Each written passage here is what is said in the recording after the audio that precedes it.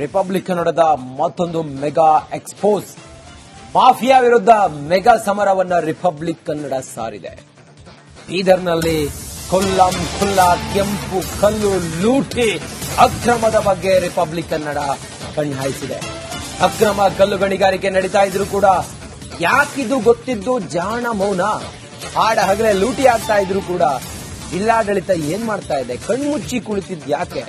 ಭೂ ಸಂಪತ್ತು ಲೂಟಿ ಮಾಡ್ತಾ ಇದ್ರು ಕೂಡ ಡೋಂಟ್ ಕೇರ್, ನನಗೂ ಅದಕ್ಕೂ ಸಂಬಂಧವೇ ಇಲ್ಲ ಅನ್ನೋ ನಿಲುವು ಯಾಕೆ?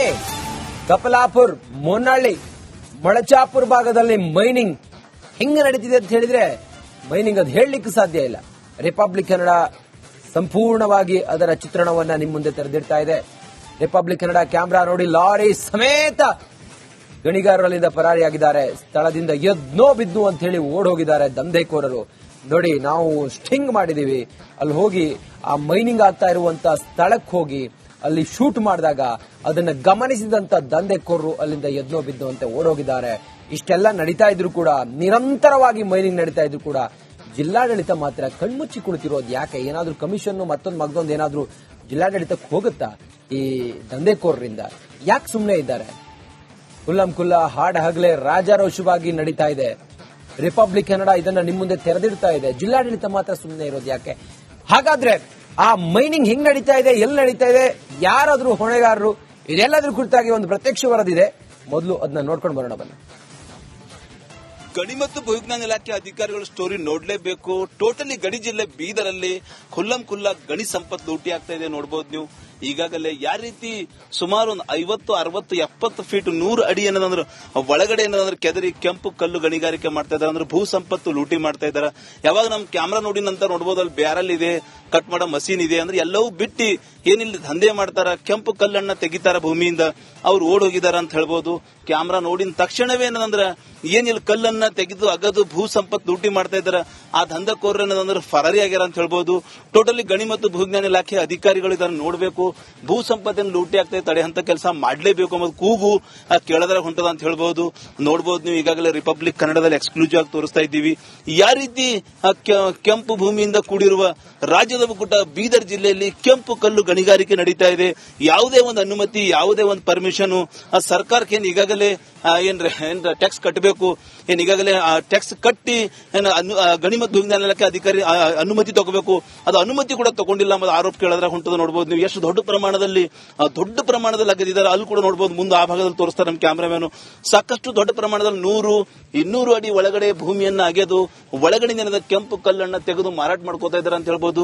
ಟೋಟಲಿ ಗಡಿ ಜಿಲ್ಲೆ ಬೀದರಲ್ಲಿ ಭೂ ಸಂಪತ್ತು ಲೂಟಿ ಆಗ್ತಾ ಇದೆ ಅಂತ ಹೇಳ್ಬಹುದು. ಗಣಿ ಮತ್ತು ಭೂವಿಜ್ಞಾನ ಇಲಾಖೆ ಅಧಿಕಾರಿಗಳು ನಿಜಕ್ಕೂ ಈಗಾಗಲೇ ಆಣದೂರ್ ಇರಬಹುದು, ಮಲ್ಸಾಪುರ್ ಇರಬಹುದು, ಹೊನ್ನಕೆರೆ ಇರಬಹುದು, ಈ ಭಾಗದಲ್ಲಿ ಈಗಾಗಲೇ ಕಪ್ಲಾಪುರ್ ಇರಬಹುದು, ಕೆಂಪು ಕಲ್ಲು ಗಣಿಗಾರಿಕೆ ಖುಲ್ಲಂ ಖುಲ್ಲಾ ನಡೀತಾ ಇದೆ. ಭೂ ಸಂಪತ್ತನ್ನು ಲೂಟಿ ಆಗ್ತಾ ಇದೆ. ಅದು ತಡೆಯಂತ ಕೆಲಸ ಮಾಡಲೇಬೇಕು ಎಂಬುದು ಕೂಗು ಜನರು ಕೂಡ ಆಗ್ಯದ ಅಂತ ಹೇಳ್ಬಹುದು. ಈ ಒಂದು ಕೆಂಪು ಕಲ್ಲು ಗಣಿಗಾರಿಕೆಯಿಂದ ಸಾಕಷ್ಟು ಅನ್ನದಾತರಿಗೆ, ರೈತರಿಗೆ ಸಮಸ್ಯೆ ಆಗ್ತಾ ಇದೆ.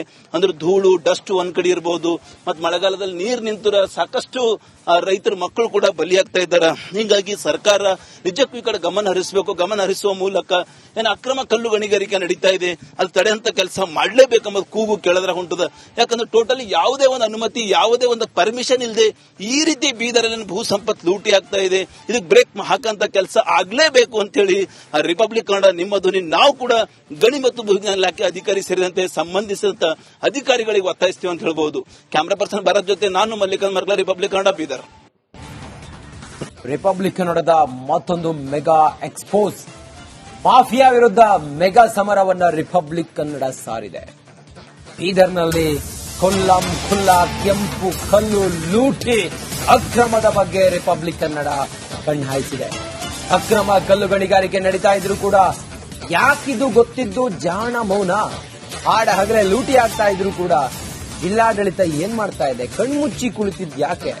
ಭೂ ಸಂಪತ್ತು ಲೂಟಿ ಮಾಡ್ತಾ ಇದ್ರು ಕೂಡ ಡೋಂಟ್ ಕೇರ್, ನನಗೂ ಅದಕ್ಕೂ ಸಂಬಂಧವೇ ಇಲ್ಲ ಅನ್ನೋ ನಿಲುವು ಯಾಕೆ? ಕಪಲಾಪುರ್, ಮೊನ್ನಳ್ಳಿ, ಮೊಳಚಾಪುರ ಭಾಗದಲ್ಲಿ ಮೈನಿಂಗ್ ಹೆಂಗ ನಡೀತಿದೆ ಅಂತ ಹೇಳಿದ್ರೆ ಮೈನಿಂಗ್ ಅದು ಹೇಳಲಿಕ್ಕೆ ಸಾಧ್ಯ ಇಲ್ಲ. ರಿಪಬ್ಲಿಕ್ ಕನ್ನಡ ಸಂಪೂರ್ಣವಾಗಿ ಅದರ ಚಿತ್ರಣವನ್ನ ನಿಮ್ಮ ಮುಂದೆ ತೆರೆದಿಡ್ತಾ ಇದೆ. ರಿಪಬ್ಲಿಕ್ ಕನ್ನಡ ಕ್ಯಾಮೆರಾ ನೋಡಿ, ಲಾರಿ ಸಮೇತ ಗಣಿಗಾರರು ಅಲ್ಲಿಂದ ಪರಾರಿಯಾಗಿದ್ದಾರೆ. ಸ್ಥಳದಿಂದ ಎದ್ನೋ ಬಿದ್ದು ಅಂತ ಹೇಳಿ ಓಡೋಗಿದ್ದಾರೆ ದಂಧೆಕೋರರು. ನೋಡಿ, ನಾವು ಸ್ಟಿಂಗ್ ಮಾಡಿದೀವಿ, ಅಲ್ಲಿ ಹೋಗಿ ಆ ಮೈನಿಂಗ್ ಆಗ್ತಾ ಇರುವಂತ ಸ್ಥಳಕ್ಕೆ ಹೋಗಿ ಅಲ್ಲಿ ಶೂಟ್ ಮಾಡಿದಾಗ ಅದನ್ನ ಗಮನಿಸಿದಂತ ದಂಧೆಕೋರರು ಅಲ್ಲಿಂದ ಎದ್ನೋ ಬಿದ್ದು ಅಂತ ಓಡೋಗಿದ್ದಾರೆ. ಇಷ್ಟೆಲ್ಲ ನಡೀತಾ ಇದ್ರು ಕೂಡ, ನಿರಂತರವಾಗಿ ಮೈನಿಂಗ್ ನಡೀತಾ ಇದ್ರು ಕೂಡ ಜಿಲ್ಲಾಡಳಿತ ಮಾತ್ರ ಕಣ್ಮುಚ್ಚಿ ಕುಳಿತಿರೋದು ಯಾಕೆ? ಏನಾದ್ರೂ ಕಮಿಷನ್ ಮತ್ತೊಂದು ಏನಾದ್ರೂ ಜಿಲ್ಲಾಡಳಿತಕ್ಕೆ ಹೋಗುತ್ತಾ ಈ ದಂಧೆಕೋರರಿಂದ? ಯಾಕೆ ಸುಮ್ಮನೆ ಇದ್ದಾರೆ? ಕುಲ್ಲಂ ಕುಲ್ಲ ಹಾಡ ಹಗಲೇ ರಾಜಾರೋಷವಾಗಿ ನಡೀತಾ ಇದೆ. ರಿಪಬ್ಲಿಕ್ ಕನ್ನಡ ಇದನ್ನ ನಿಮ್ಮ ಮುಂದೆ ತೆರೆದಿಡ್ತಾ ಇದೆ. ಜಿಲ್ಲಾಡಳಿತ ಮಾತ್ರ ಸುಮ್ಮನೆ ಇರೋದು ಯಾಕೆ?